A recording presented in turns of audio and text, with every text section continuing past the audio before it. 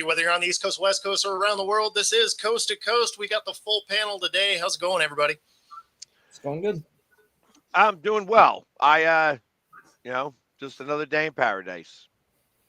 So it's funny when we're off air, you were talking about people saying weird in an interview and how it doesn't generally happen. The funny thing is we're kicking it off with an interview. That's exactly what happened. And that is LeBron talking about Luka getting booted.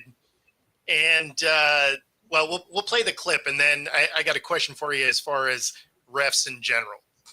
I love refs. They're great. I don't know why the ref was taking it personal. He had already gave Luka one, and Luka knew that. Luka was going back and forth at that time with a fan on the courtside like Luka does. The fans get to talk out of their mind, whatever the case may be, and Luka was going back and forth with the ref. And this game was just weird as hell after that moment. Are refs just too soft at this point? He wasn't even talking to the ref. Yeah, he was talking to a fan, wasn't it? The fan happened to be by the ref, and the look that Luka gave and the chirping back and forth, booting him out of a game in a game that's tied, in a high caliber game. It's the Lakers, OKC. They're tied at that moment. Lakers go on to get smoked after they kick Luka out. Yeah. I mean, the refs just make it too much about them. I don't think refs are too soft. I think it's what you just said. The refs make it too much about them, and they try to go on a power trip and dictate outcomes of the game sometimes by the decisions they make. I have a hard time with this one. Now, not knowing the play or not knowing what happened. I mean, it's just with refs, especially like in basketball. I guess baseball, you could kind of say the same thing where there's, at least in baseball, there's four guys that can kind of make calls on things and such like that. But I feel like that right now, referees are a little on the softer side because of all of the abuse that they have taken up to this point. Yeah. Sure. So, I mean, before it used to be that they didn't have any type of protections whatsoever, that you could just be screaming at them and there wasn't much that they could do. Now it's like, I feel like baseball is one of the worst, where they're tossing these people now for really nothing. And it sounds like that's what happened here as well, that there wasn't much going on. Realistically, a referee has got to be able to control the situation whatsoever. So if there's an argument happening between a fan and a player, and that is an actual interaction, the ref should be going over to the coach to say, yo, coach, there's a warning. You know what I mean? Here's a warning. You know what I mean? So to add some context, right, Luka did have a tech earlier in the game. Right, which is why this one boots him out. Okay. But the ref was, or not the ref, but the fan was barking at Luka. Luka gets down and gets this floater shot up and over, and it drops. And so Luka looks at the fan and barks back at him, which is every player ever. Right? I mean, if you got a fan that's like, you suck, and then you go and drain a really tough shot, you're going to bark back a little bit because no, you suck, right? You're going to miss this putt, you jackass. I mean, so it in this moment, it felt incredibly soft. Yeah, I mean, if this was back in the day, this wouldn't even be a non-issue. But like I said, times are changing, the sports are changing, everything's changing, and you can't. And there has been a lot of fan issues with players. I mean, we've seen that. So I mean, but at the end of the day, man, I think the refs got to give them just a little bit of leeway because it is still an entertainment sport. That's part of the entertainment, especially if you pay all that money for them seats. And first off, I mean, it's been a long time since I've been to a basketball game. Okay. And when I say a long time, it's been about a year. And there's only really been one time where I've had floor seats. Okay. Now, I have had interaction with players. Now, my biggest one being Russell Westbrook. Sure. And I got under his skin in such a way that, like, you could go back and you could see that game. And if that game was, like, visible and you were able to find it, you'd hear me the entire game. And I was on him. I was on him. It was also the same game that somebody dumped popcorn on him. Oh, okay. Everybody remembers that. Yeah. Wasn't me that dumped the popcorn on him. But he was going into the locker room dejected with a limp and everything. And then all of a sudden he got the popcorn dumped on him. And he came back, running back out of the thing like he was ready to go back out onto the court and, run laps, because he was fine. He was fine. He was just, at that point, these are human beings. You know what I mean? You don't, that was somebody, that kid wound up getting banned for life from the arena and stuff like that. So it was like so odd. It was like a 19-year-old kid who, was just being ridiculous. But I tell you, he's never forgotten that. So when I got to see him again, and I'm like, "Yo, Russell, what's up, buddy?" He'll sit there and he sees me, and then he will actually. He's like, no. You know what I mean? Like, it's like, I'm not going to pay you no mind. You know what I mean? Yeah. And it's funny because I know that he knows it. The only other time that I did it was during the Atlanta series, the Sixers versus Atlanta playoff series. And I'll never forget this. The forward there for Atlanta, I think he's still with the team. John Collins. Collins. Thank you. He's with Utah now. All right, that's a shame because I hope he's doing well with Utah. Anyways, he what's his face makes a foul shot, which never happened. You know what I mean? Ben Simmons made a foul shot. He made one? That's what Exactly. in a playoff game, nonetheless. And John grabbed the ball, squeezed the ball, dribbled it a couple times, squeezed the ball, and I'm there. I'm literally 3 rows away from the court, and I'm like, "Collins, what are you doing holding that ball? What do you need to touch that ball for?" And he turns, holding the ball, looks at me, and he goes, "I like touching the balls," and then threw the ball to the ref. That's awesome. Everybody turned to me and looked at me and says, "You saw that, right?" And I'm like, "Of course I saw that." And that was hysterical. It was fun and interaction and stuff like that. But that's what I kind of feel like that the interaction between players and fans should be like. Hey, listen, you stink, blah, blah, blah. It's when these fans start to get a little out of tune. Like these guys aren't human beings. When they can't make it about the game, when they have to start to get personal. Yeah, when they get a little too drunk is usually when that starts to happen. So, yeah, that usually does feel a few things. So I got to imagine this is a contentious game. It's tied up. It's OKC and the Lakers, and the Lakers just smoked them the other day. Mm-hmm. So, I mean, I really think for Luka, I mean, he had one tech, so he kind of knew, this is an important game. I got a technical. I got to be a little careful about what I do because I don't want to get thrown out of this game. This is a serious game. There's only one game between us and the play-in if we lose going forward. But what I'm saying is, for him, I feel bad for Luka because I understand he wanted to jaw a little bit at the fan because the fan was jawing him.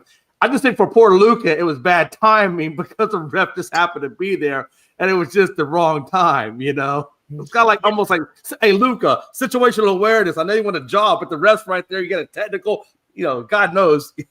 Yeah, well, that's the thing is what he did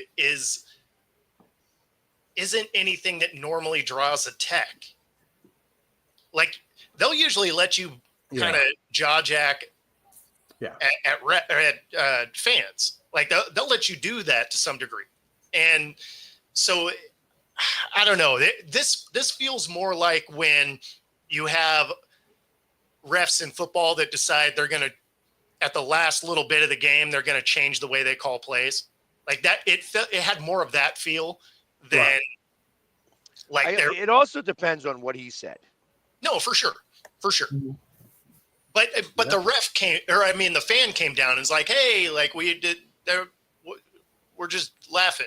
Like, so, I mean, it just, even the fan said you shouldn't have thrown him out type thing. Yeah. So, I mean, it was just bad all around, and I think that's why even LeBron was like, oh yeah, it was just a weird interaction. Right? Well, and then what makes it worse is that you can't ever rescind it. Once you've done it, you can't rescind it. Like you can't ever, like when a manager gets tossed at a baseball game. You know what I mean? The moment that the umpire says you're out of here, you know what I mean? He can't ever go back on that. Yeah. Right. And there's got to be times when it probably is better for him to go back on that. Mm-hmm. Yeah. Actually, a great example of that. I wish I had the video clip for it. There was one where the manager came out and he's just like, yeah, I'm just talking to you. He's like, I don't want to get rung up on this. I saw that recently. Right? And he throws him and he's like, what are you doing? He's like, oh, I thought you said you wanted to get rung up on this. He's like, no, but now you can't do anything about it. Right. But It just happened that they were mic'd up in that moment. So it's just like, man, like I think in a situation like that, they should have the ability to undo throwing someone out, be like, oh, hey, I just misunderstood what you said, or, whatever. Well, so the problem is that it's the action of doing this, because the moment that you do this, it's a wrap. Especially in baseball, You know what I mean? Or same thing. When you do the T, when you do a technical foul, you can't really undo it unless it's going, hey, we're going to go to video to make sure it was really a foul or whatever. That's a whole different scenario. But the moment that you tee somebody up, if you're giving them a T, that you can't undo the T. Yeah. Just like you can't undo the action. And it doesn't matter because now everybody sees it. And even if you are the crew chief, in this, it's impossible to undo. Yeah. Is it possible to undo because the league doesn't want to look bad for doing that? Is it more of like a PR thing that they can't undo it, or is it an actual league rule? I think it's just you undermine your own crew. Okay. Right. Yeah. It causes too much of a slippery slope. Mm-hmm. I mean, it was recently that like a Sixers game that somebody got tossed from the game and then was allowed to come back in. He was untossed. Oh, I didn't see that. It was something that happened very recently. I don't know exactly what the cause of it was, but it was odd. It was like an odd situation. I'm like, why is he he was tossed and then he was allowed back? And, so it was like. That must have been one where there was video. Like it had to have been a tech for a play, not a tech for talking, right? Because I don't know if you can bring back a tech for that. But if it was on a play, maybe it was one of those, well, it was a foul, but it wasn't flagrant. It was Drummond. He was kicked out of the game, and then he was allowed to come back. And I don't know all the specifics about it, but it was odd. It was odd, and I don't think that it was on a – I mean, it could have been because, again, I haven't been spending much time because I really – every time I start to think of a Sixers thing, I really want them to sell the team. So, I mean, they're off to a great start by sitting Embiid and Maxey the rest of the year. Yeah. Well, I mean, it's like Embiid has been sitting all year long anyways. Yeah. You know what I mean? It's like when are you going to go get the surgery? Or you're just not going to get the surgery and you're going to get medically uncleared to play for the rest of your life. You know what I mean? So once you're medically uncleared, that we can get all your cap space out of the way. You know what I mean? So, because that's why I think if the NBA was going to cheat a little bit in the draft, this would be the time to do so. But the Sixers right now. You know what's crazy to me, though, when I was looking at the West, especially after, because we were talking about this, the importance for the Lakers and other teams as well. I mean, it's only one game between 3 through 8. I mean, it's so crazy how unclear, the play-in is and the West is. And, at one point we were talking, well, the Lakers only got to win 2 to secure the 3 spot. But now, I mean, the Lakers, if they're not careful, they could very easily find themselves in the play-in. No, they won't. I'm wondering, you know what I'm saying? It could absolutely very easily happen that way because they're still got to go to Houston. I think they got one other tough team, I think, in there as well before they hit Portland, I think. Well, a team that's going to wind up in the play-in is the Denver Nuggets after they decided to get freaking stupid yesterday. Well, that is correct. Yeah. They are the ones that are going to go from the 5 seed probably down to the 8 seed because they only have a 1-game lead over the 8 seed right now. I think Denver falls from the 5 to the 8 after what they did yesterday. Yeah. Why? What and happened? it's weird that Rick Allen Denver's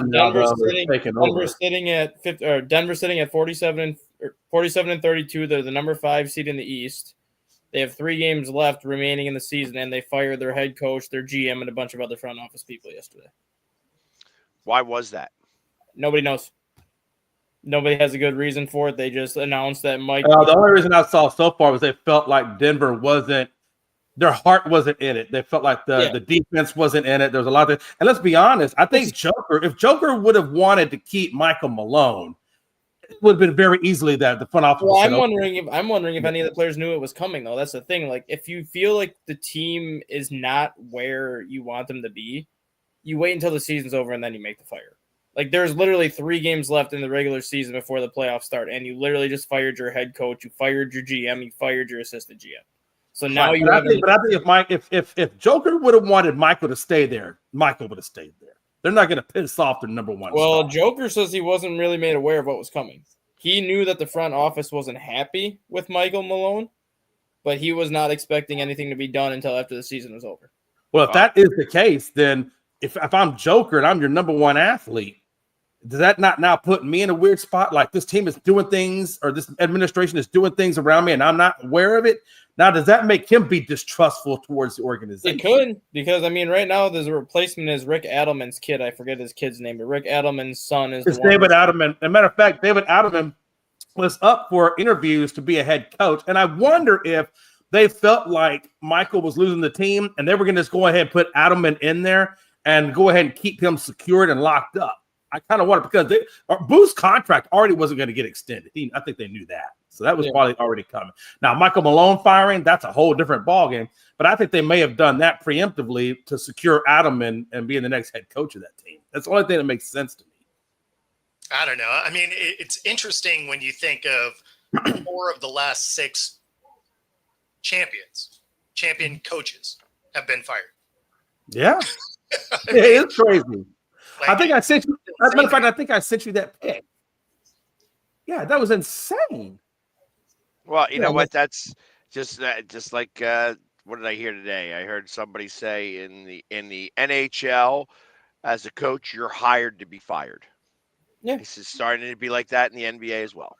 You're hired to be fired. And it's almost like "What have you done for me lately?" type of thing. A 47-32 record. I mean, that's not like an elite record, but it's still a very good record. They have a shot at 50 wins, which 50 wins 90% of the time gets you in the playoffs. Michael Malone has been in Denver for 9 seasons. He made the playoffs 8 of the 9 years, including 7 straight. Like, what? That's true, but you're also living out the fact that he was 3-7. He was 3-7 and on a 4 or 5 game losing streak. Yeah, but still, like, what more do you want him to do? Into the playoffs from a championship. Yeah. Oh, I understand. Trust me. I get it. Doesn't make it. That firing seemed wild. Like, what more do you want him to do as a head coach? Like, the guy consistently wins you 50-plus games. He consistently has you a top 4 team in the Western Conference more often than not. He just won you a championship. Like, what more do you want from him? Well, I look at this as, they are not playing probably with any type of heart. And you can kind of see it on the court.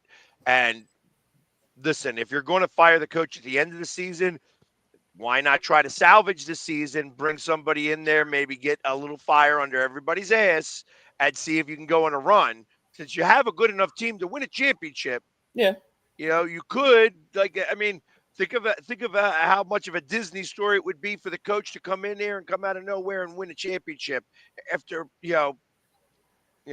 starting out, be like, okay, I took over the team with 6 games left. I mean, he did call out his whole team like a month ago, so I mean, there was a pretty good press conference for it. So, I mean, you could make the argument that he lost the locker room. Like that absolutely could be a thing. Well, it's, between coaches losing locker rooms and referees losing control of these games and things like that. And, what is the world of sports going to? Yeah, I mean, it's going to this. It's going to this right here. We got umps just drinking on the job. Let's try one on a little bit and then go call a game. I don't think it could make some of these games any worse. The funny thing was his umpire score from that game yesterday was actually not that bad. Hey, there you go. Well, sometimes it helps. The other thing is that what's he doing at the Grand? Getting hammered. Gambling? Is he gambling? I think they said his umpire score yesterday was like 94%. He only had like 6 missed calls. So I'm like, that's not that bad of a game. Well, then he should tie one on every game. You know what I'm saying? Apparently, it's not affecting the job. But on top of that, I mean, I heard that, one of the umpires got fired for gambling. And he was like quite possibly the best umpire in baseball. Which one was it? Was he the one that it wasn't even him betting? It was just his account was linked to another guy that was betting on his account. Yep. Yeah. Something like that. And, so a Shohei thing. Okay. Yeah, but he doesn't need a translator, so that means you get fired. It was 2022 or 2023 World Series. He had a perfect game called. Oh yes, that guy. Guy's like 30. Guy's like 38, isn't he? Like super young. Yeah, he's like 35, 36 years old, and I really believe that these guys should be a little bit younger now. I'm tired of the Joe Wests. I'm tired of the guys that think that they control all of baseball, like Angel Hernandez and stuff like that. Like all those guys that were able to stay in here forever and not really have any type of,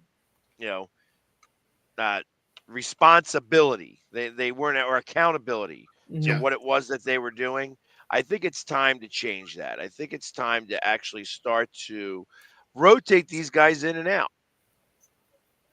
It's like the fact that there's no recourse for being bad, that's the part that's tough. Right.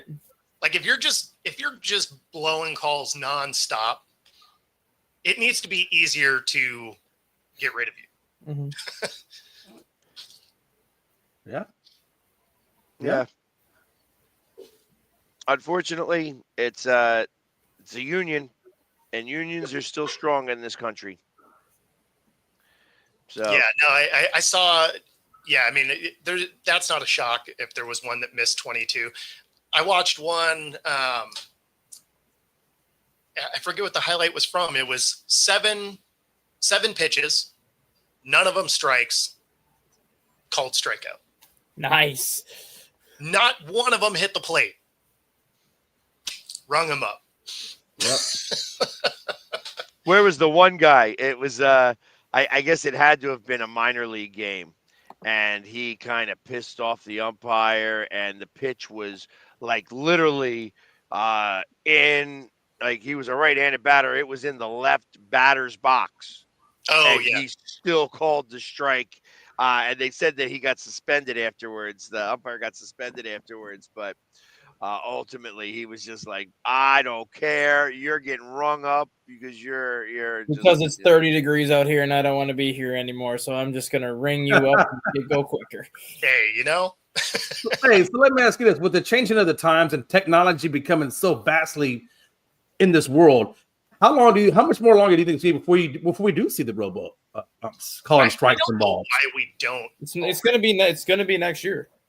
Is it going to be next year? Because I know it was in the minors. I don't know. Spring training, they had a ton of success with it. Like everybody liked the way it was working in spring training, and you saw, like, more often than not, as bad as umpires were last year, you saw during the spring that a lot of the calls that the catchers were challenging went in the favor of the umpire. Like the umpire called it a ball, the catcher challenged it. It was a ball. The umpire called it a strike. The hitter challenged it. It's still a strike. Like more often than not, a lot of the calls that were being challenged, the umpire got right anyways.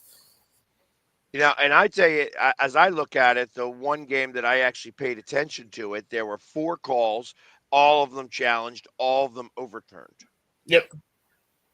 So that ref or umpire was having a bad day at the plate, just everything that he seemed to call.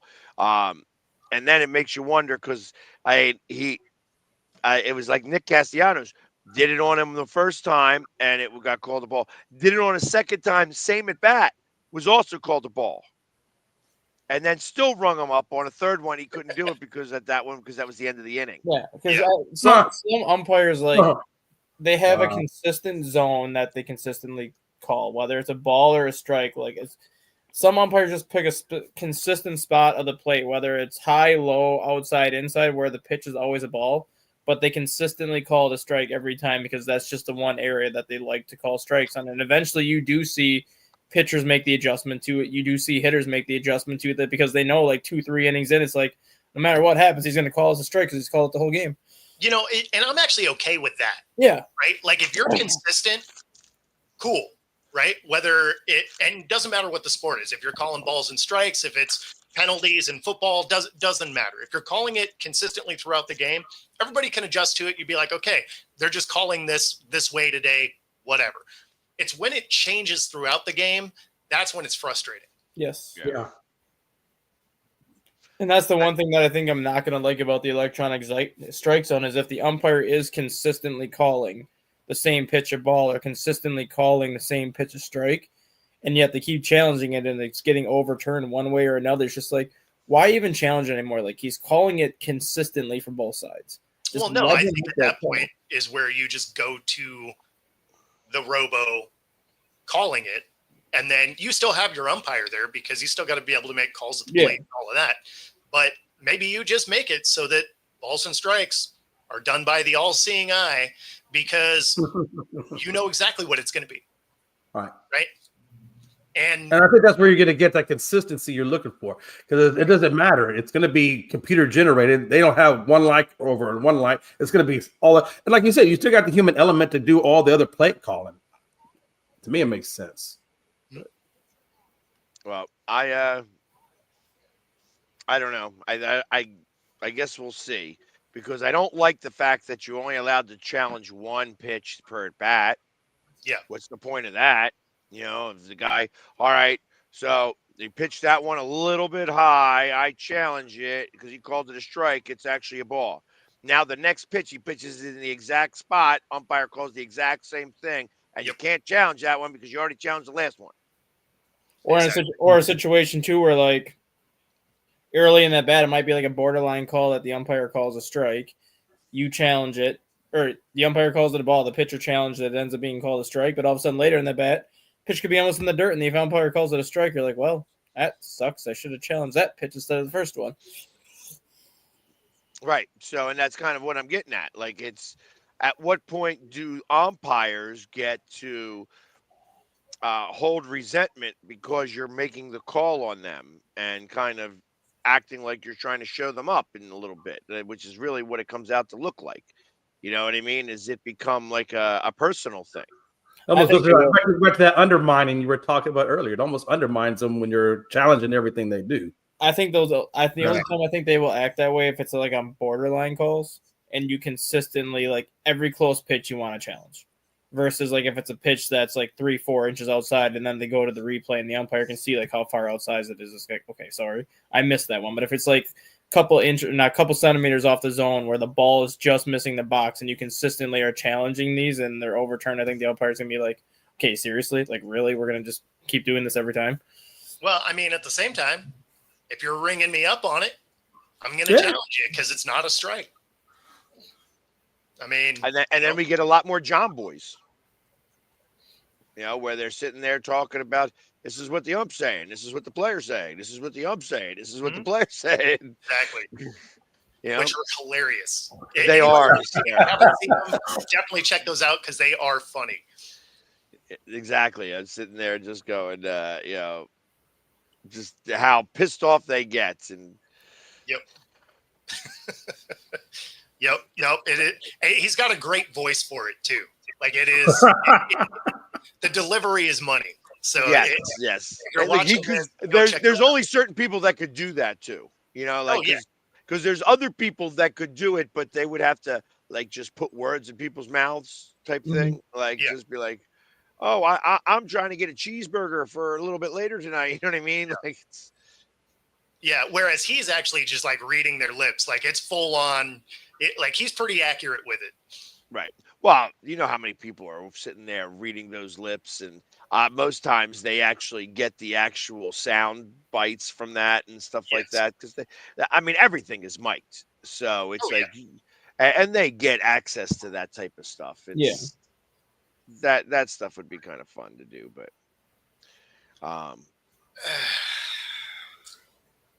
Joe, man. That was a tough loss. 12 innings, lose 2-1. Yeah, that was a rough one. That was a rough run. But, that's just Mariners baseball. Getting runs is tough. We didn't have to get to 4 that time. We just got to 2, but how about the Nationals smacking the Dodgers around? I like it. Yeah, that was nice. What was that?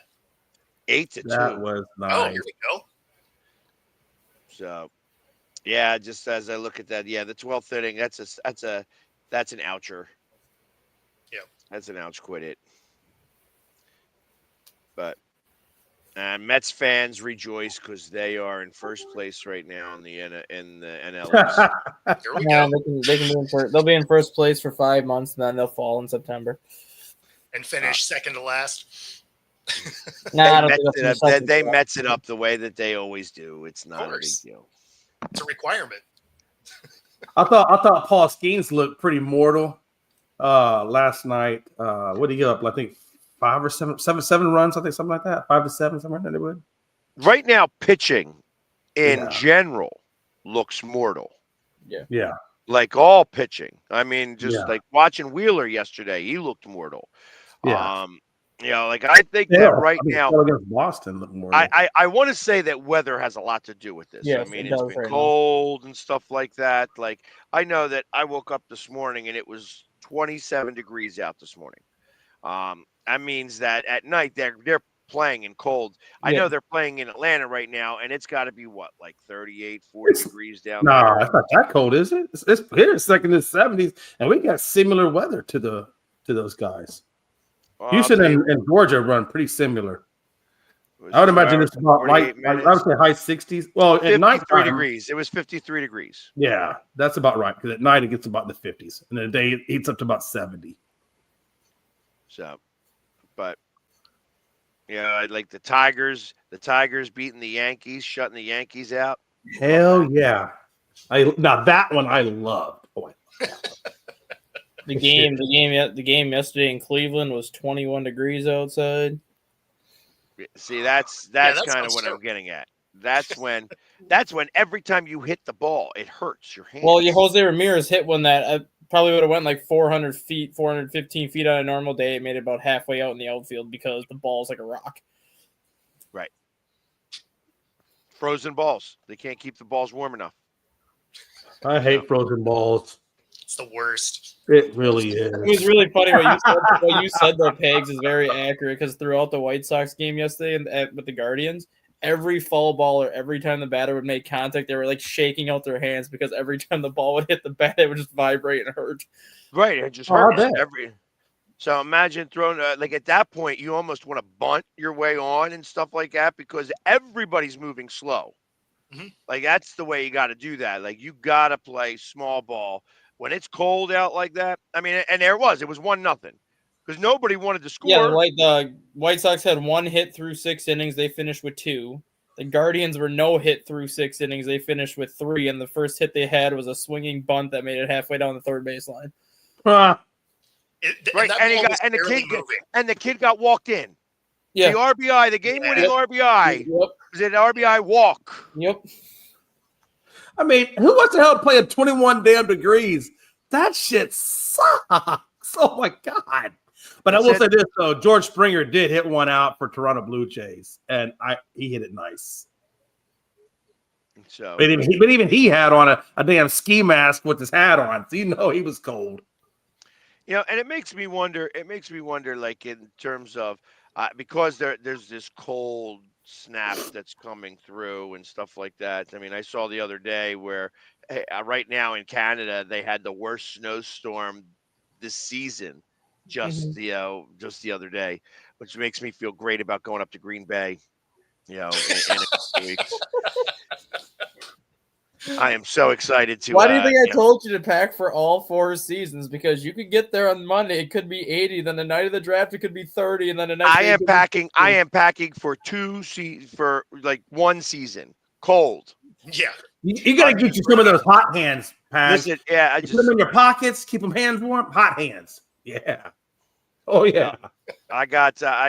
Listen, I'm going to bring up the leggings and stuff like that because I assume it's going to be outside. Although they do have that tent heated pretty well. Yeah. It's like it gets a little chilly out there. I'm not playing those games. It's just like I'm just going to dress warm.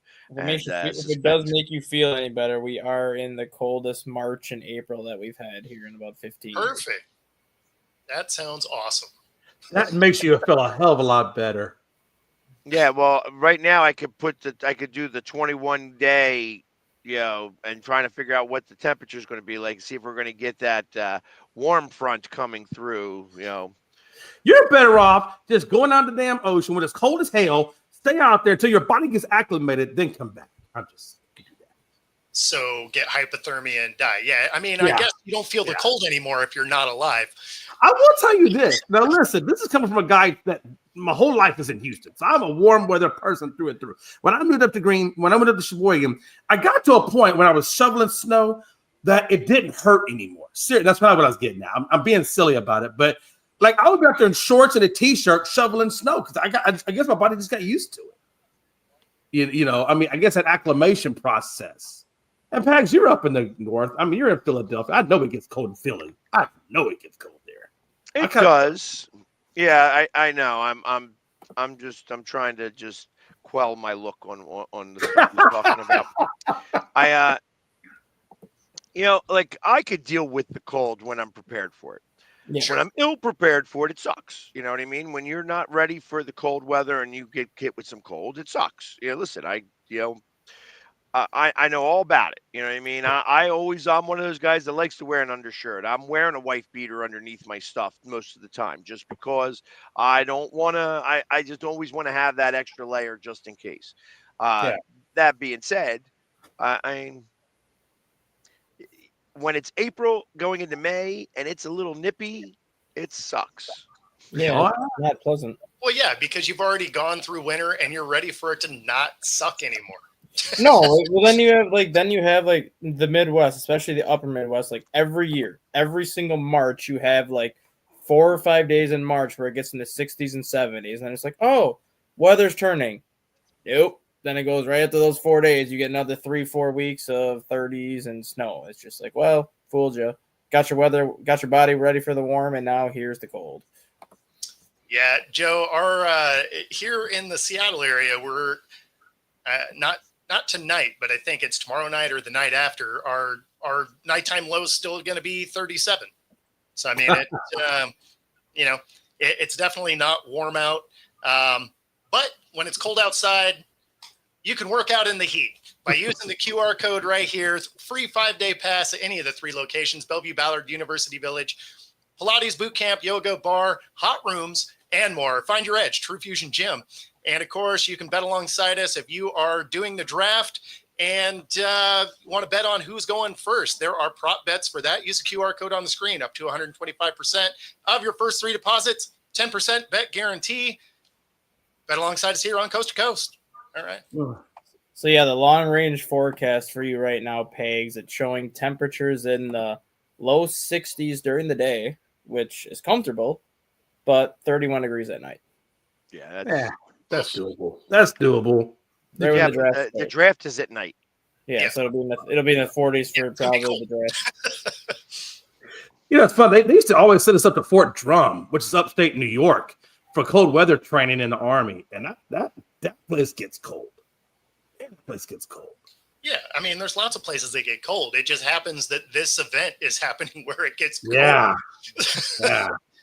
Yeah, Pax will be all right. He's tough. Ain't nobody tougher than Pax. He got this. Oh, I'll be fine. And listen, I've been like Cleveland was cold during the draft. You know what I mean? It was Pittsburgh windy, it could be was cold chilly, next it was year. rainy. Pittsburgh may be cold. Like any place near a lake. Like that's part of the problem. You're going to get the lake effect. Oh, for sure. It's going to be windy, it's going to be chilly and stuff like that. That's what happens. It's wind.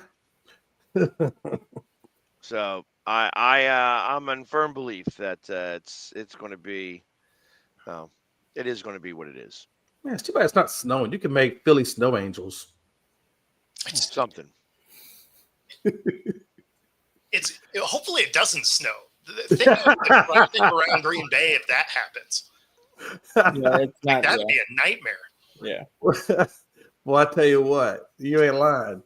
I think if I was a draftee or somebody getting drafted and I knew I was going to go middle late rounds in the first, I might just stay at home and just watch that one and take my thank yous over the phone. Well, the good thing is that we're going to have like up to the minute how we're going to be able to get around because we have somebody who lives in the neighborhood to see all that type of stuff and stuff like that. In Detroit, it was hard to figure out. Like I know the one time I was like, I'm like, well, how do I get from where I want to go? Like, how do I get to where I want to go? The only way I can go is to Canada. You know what I mean? I was like stuck in a spot where I got out of the draft area and the only place I could go was Canada. And I'm like, no, I'm not going to Canada. How do I get to somewhere else other than Canada? And finally was able to work it out, but like it wasn't simple. And I had to drive around. Like it was like, thank God somebody picked me up and took pity on me because like I said, it was cold and I was lost. And this is in downtown Detroit, which isn't, great spots to get lost. No, not at all. There's a whole new man to 8 Mile. But, I mean, that's why it's interesting to kind of see because I got to imagine they're going to be closing off a lot of the streets. They're going to have a lot of the side roads closed off, and then there's going to be one way in towards Lambeau Field, and then there's going to be one way out towards Lambeau Field to get back on the highway. Got you. But those roads are like the roads are like 2.5 miles apart, so it's not like you're going to have a lot of maneuvering to do. You just come down the one road, go down this way, take a right, and then drive like 1.5 miles the other way to just get back on. It's just like a big circle they're going to be doing around it. Gotcha. I assume that they're going to have the stadium open. Yes. Don't know how much of it'll be open, but it will be open. I got to imagine that's probably, I mean, the atrium I know is going to be open. The Hall of Fame I know is going to be open for people that want to go to the Packer Hall of Fame. The atrium will be open, but I don't know if any of the restaurants inside the atrium are going to be open because those are technically past the gates on the inside. Yeah, unless they have something very specific because, they're not going to want people walking around aimlessly in that stadium. Yeah, I mean, if they were doing something like that, they'd have to have a lot of staff blocking things off. And not for nothing. I mean, I suspect that now every time the NFL does something, the National Guard's involved. So I got to imagine that that's going to be one of the most well-protected areas in the world during this because the NFL is not going to play any games now. They're not going to have a chance that somebody's going to take a car and decide to go driving somewhere and like, hey, let's go down this way just because I feel like it. You know what I mean? And that ain't happening. Like it's so. Yeah. We'll see. Listen, in this day and age, it's good that they do have the National Guard there because you just never know in this world. You just don't know, man. There's a lot of crazy people out there in this world. I definitely wouldn't want the National Guard there for sure. Well, like I said, I felt safe in New Orleans. Like I felt like that there was no better place to be than in New Orleans. Right.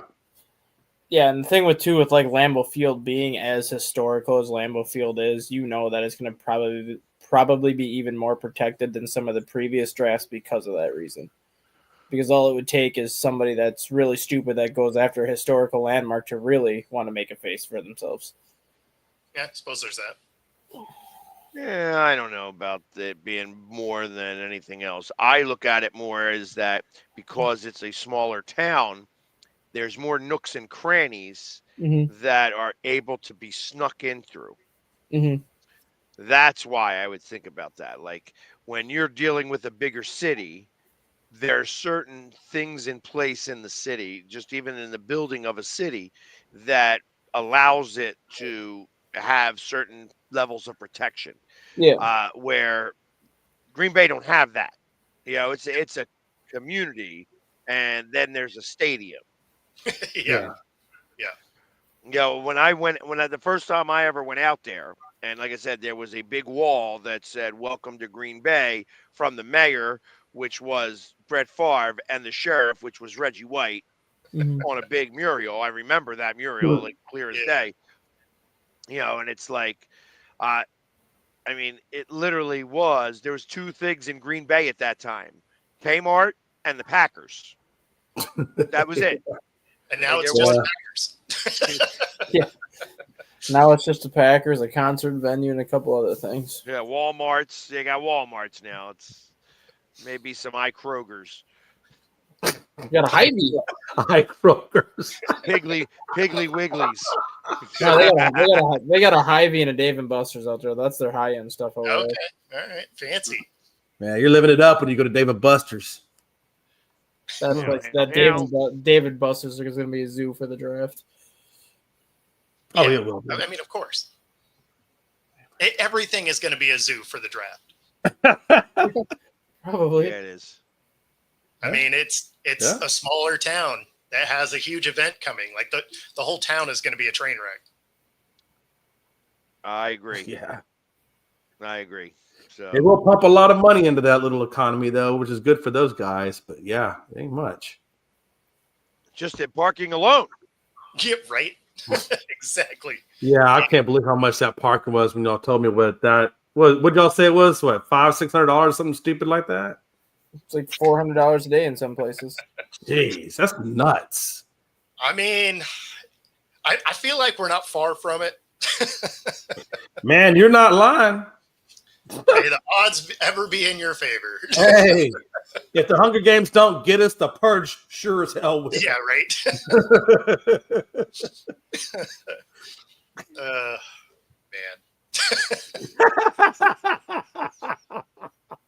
And God forbid if you're in the Purge during an HOA meeting. God. No, that's actually where it makes sense.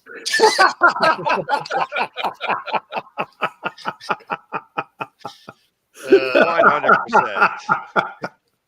This deteriorated quickly. Yeah, I'm sorry. My bad. It did. I mean, that's Wednesday, right? Like, it's hump day. Hell yeah. Hey, at least this stream worked out. My first one this morning was StreamYard was having some kind of weird thing going on where you weren't really staying connected to the server. So that was cool. And our intro video on Monday. That was real fun. Yeah, that was weird. It was just a black screen. So clearly StreamYard is updating stuff, or they're doing some sort of changes, because the intro is also on StreamYard server, right? So they got whatever they got going on. Fix it. or at the very least, give me a deduction on next month's payment. Well, I pre-buy the year.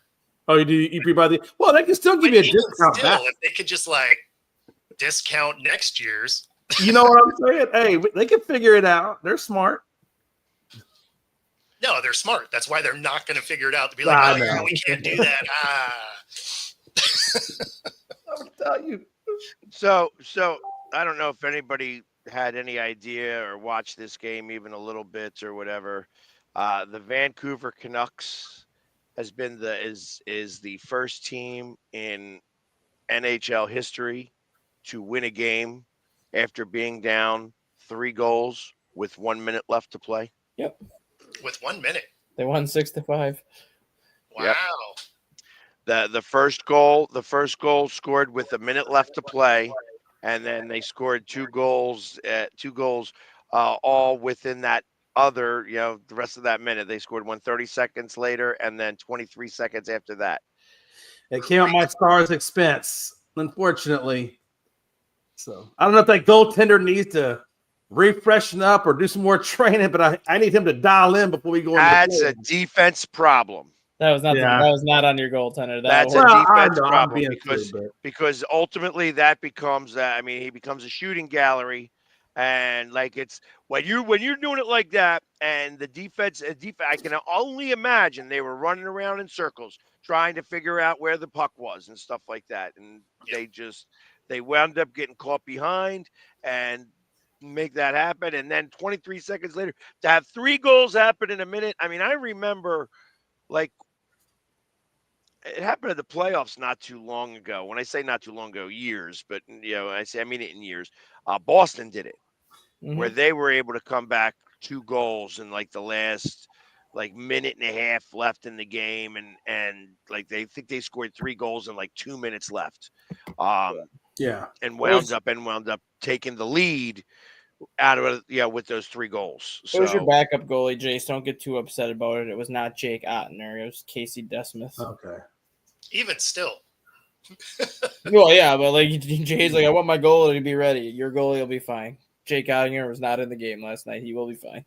But I think y'all did hit it on the head. It's a defense, right? I mean, yeah, they got to get that fixed before we if you're up 5-2 with a minute left, and all of a sudden it's 5-4 with 30 seconds left, you put all 6 skaters back on defense, and you don't let them get another shot off at that point. Like you just play defense. Exactly. Like you don't let your defense just have skate around in circles and chase the puck. You put everybody back and force Vancouver to try to shoot through a wall. No, that's the way I'm looking at it. Like suffocate that thing. Because the last 2 goals were scored by the same person on virtually the same identical shot. Oof. Pia Suter. Did you guys find it interesting? I mean, we got 2 minutes left, that nobody heard anything about the women's NCAA tournament this year. Yeah, at all. Yeah, once Juju got hurt, that was kind of it. Yeah. I mean, they didn't even really hype up the championship game. No. Right. Like there was no advertising at all. And then what was funny is 2 days later, they're like, oh yeah, viewership was down. It's like, well, yeah, because nobody even knew that it was going on. You know what I mean? It's because the big promoters weren't there this year. Well, I like Experian has got one of those LSU players. Mm-hmm. Like I have no idea. She kind of looks like what's her face? Injuries. Yeah. I mean, she kind of looked like her a little bit. If I didn't have any idea who Angel Reese looked like, I would have assumed that's Angel Reese. Mm-hmm. Oh, okay. And she was doing Experian commercials. Yep. You know what I mean? It's like, okay, that's kind of. I mean, and Paige, right? Who was the darling of this one. I mean, she's got ad campaigns and stuff like that. But yeah, I mean, there just really wasn't very good awareness for this game. It's because Courtney Vandersloot kept her clothes on this year. You didn't have that aspect of it drawing up viewership either. Oh, I didn't realize that she took them off last time. Last year, she had a big Instagram thing come out where she was topless in her Instagram photos and doing like bikini modeling in her swimsuit, and then she became the center of attention for that. And this year, she deleted her Instagram. I'm like, you kept your clothes on this year. You took away some of the viewership. I mean, I saw that one caption that said the Caitlin Clark effect, and I'm like, I think that's kind of where once Juju kind of wasn't there, it just didn't have any oomph, I guess. I don't know. It's weird. It's the weirdest thing. Because I thought UConn looked really good. South Carolina was looking good going into it. I figured that'd be a very hyped up type of game. But I thought it would be a better game than it was, and it wasn't. No, that's true. Staley just looked perplexed. She was like, yeah. head in her hands, cursing to herself. I'm like, I don't understand why you're not coaching your team. Right. Like, Yeah, no, they got smoked. yeah, it's just. They got smoked by him earlier in the year, too. I mean, so, like, they just – it was probably her least talented team she's had in a few years, though. So, Right. I mean – I wish we would have talked about this last week, because then we could have showed the Pat Malarkey interview, which was hilarious. Yeah. The LSU coach. I missed the interview. Well, she got into it with a student reporter in her post-game press conference after she lost in the Elite Eight. It was hilarious. She's the one that dresses all flamboyant, correct? Yeah. The reporter said something like, well, this makes 2 years in a row now where you failed to reach the Final Four and you lost in the Elite Eight or something like that. And then she looked at him, she's like, but we made the Elite Eight, right? That's pretty good, isn't it? Like, last time I checked, the Elite Eight's pretty good. How many Elite Eights did you make? 0. So then you suck, right? So you're pretty bad if you didn't make the Elite Eight, right? I'm like, this is the greatest interview ever right now. That is great. I mean, they throw elite in the name, so you assume that they're pretty decent. Just the way she like flipped the whole conversation. How many Elite Eights did you make? 0. So then you must be pretty bad, right? Because you didn't even make 1, and we just made 2 in a row. So last time I checked, that's pretty good. I'm like, this is great. That student reporter's never gonna ask another interview question ever. No, you know what they say? You can't argue with success. That's right. Yeah. No, it'll be interesting to see if there's any hype at all around the WNBA draft, right? Because that's next weekend. It'll all be around Paige Beckers. That's it. Like, she'll go number 1, and then when she goes, it's just going to be a matter of, okay, who's next? No, but that's what I mean. It's not like this last year where you knew 7 of the 10 that were going first. Yep. And this time around, it's Paige. Mm-hmm. And it'll be the same thing with Juju next year. Like, Juju Watkins will be number 1 overall next year, and then it's a matter of, all right, who's after Juju? Pretty much. That being said, gets us to the top of the hour. If you've been watching on YouTube, be sure to like and subscribe. Helps us bring our stuff to you. And of course, if you are watching on Roku, stay tuned for the next hour. We'll see you all tomorrow. Take it easy, everybody.